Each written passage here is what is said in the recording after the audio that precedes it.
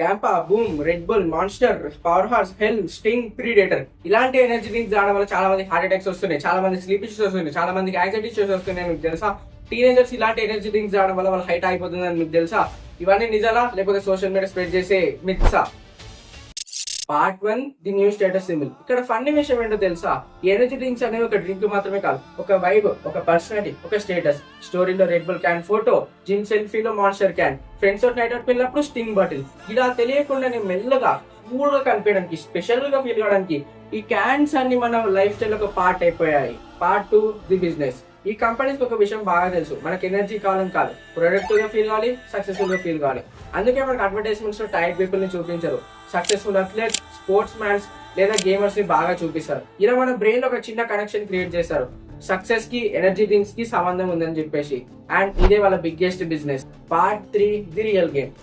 అసలు ఈ క్యాన్ లోపల ఏముంటుంది? కెఫెన్. టీలో ఉంటుంది, కాఫీలో ఉంటుంది. ఇక్కడ ప్రాబ్లం కెఫెన్ తోటి కాదు, ఇక్కడ ప్రాబ్లం దాన్ని ఎలా కన్జ్యూమ్ చేస్తున్నాం అని చెప్పేసి. ఫర్ ఎగ్జాంపుల్, మీ ఇంట్లో ఫైర్ అలారం ఉంది అనుకోండి, స్మోక్ వస్తే అలారం మోగుతుంది, మీరు దాన్ని ఆఫ్ చేశారు, అక్కడితో డేంజర్ అయిపోతుందా? లేదు కదా. ఇక్కడ కూడా అదే కాన్సెప్ట్. ఎగ్జాక్ట్లీ మన బాడీలో కూడా టైట్నెస్ అలానే, మన బాడీకి రెస్ట్ కావాలన్నప్పుడు ఒక సిగ్నల్ పంపిస్తుంది, కానీ కెఫెన్ దాన్ని కొద్దిసేపు దాకా సైలెంట్ చేస్తుంది. అందుకే మనం ఇలాంటి ఎనర్జీ డ్రింక్ తాగినప్పుడు ఓ వావ్ నాకు చాలా ఎనర్జీ వచ్చిందని అనుకుంటాం, కానీ బాడీలో ఎలాంటి ఎనర్జీ క్రియేట్ కాదు. మన బాడీకి కావాల్సిన రెస్ట్ ని మనం కొంతసేపు దాకా పోస్ట్ పోన్ చేస్తున్నాం అంతే.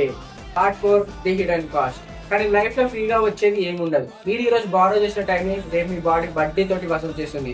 స్లీప్ ఇష్యూస్ గా, స్ట్రెస్ ఇష్యూస్ గా, యాంగ్జైటీ ఇష్యూస్ గా, ఫ్యాటిక్ ఇష్యూస్ గా, లేకపోతే హార్ట్ బీట్ పెరగడంగా. అందుకే మనకి ఎక్స్పర్ట్స్ ఎక్సెసివ్ కెఫెన్ గురించి వార్న్ చేస్తున్నారు. Part 5 the myths. Energy drinks తాగడం వల్ల హార్ట్ అటాక్ వస్తుందా? ఖచ్చితంగా కాదు, కానీ ఓవర్ కన్సంప్షన్ ఆఫ్ కెఫెన్ వల్ల కొన్ని హార్ట్ రిలేటెడ్ ప్రాబ్లమ్స్ అనేవి రిపోర్ట్ అయ్యాయి. ఎనర్జీ డ్రింక్స్ తాగడం వల్ల యాంగ్జైటీ ఇష్యూస్ వస్తాయా? అఫ్ కోర్స్ వస్తాయి. ఎనర్జీ డ్రింక్స్ తాగితే స్లీప్ ఎఫెక్ట్ అవుతుందా? Depends upon the individual. Energy drinks తాగితే టీన్ హైట్ ఎఫెక్ట్ అవుతుందా? ఇది ఒక మిత్ కాదు, టీన్ హైట్ ఏం ఎఫెక్ట్ కాదు ఎనర్జీ డ్రింక్ తాగడం వల్ల. ఎనర్జీ డ్రింక్ తాగడం వల్ల చాలా మంది చనిపోతున్నారు, నిజమేనా?